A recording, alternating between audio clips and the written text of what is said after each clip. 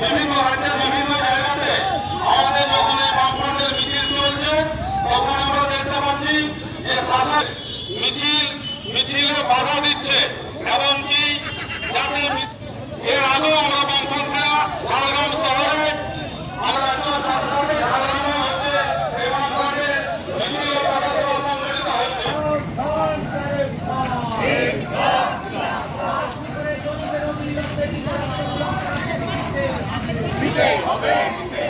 ভয়াবহতার শীর্ষে পৌঁছে গেছে আরজিকর হসপিটালে একজন ট্রেনি ডাক্তারের উপর অপাশবিক অত্যাচার এবং তারপরে তাকে খুন করা হয়েছে কর্মরত অবস্থায়।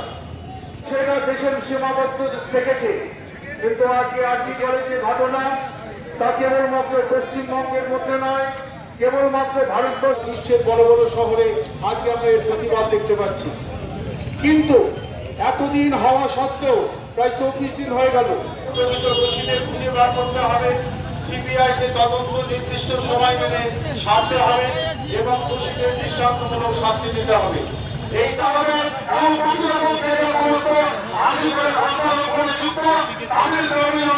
গ্রেপ্তার করে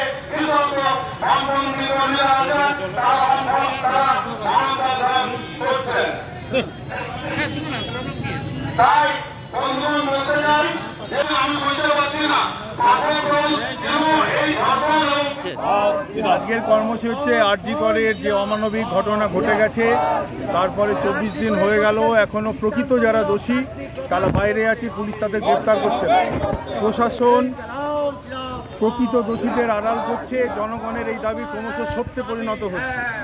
আমরা বামফ্রন্টের পক্ষ থেকে আজকে কলকাতা সহ রাজ্যের সমস্ত জেলা শহরে মিছিল করছি।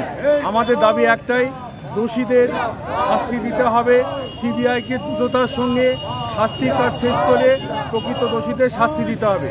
তার দাবিতে আমরা আজকে এই মিছিল করছি। কোথায় কোথায় হচ্ছে এই মিছিল? কলকাতা সহ সমস্ত জেলা শহরে।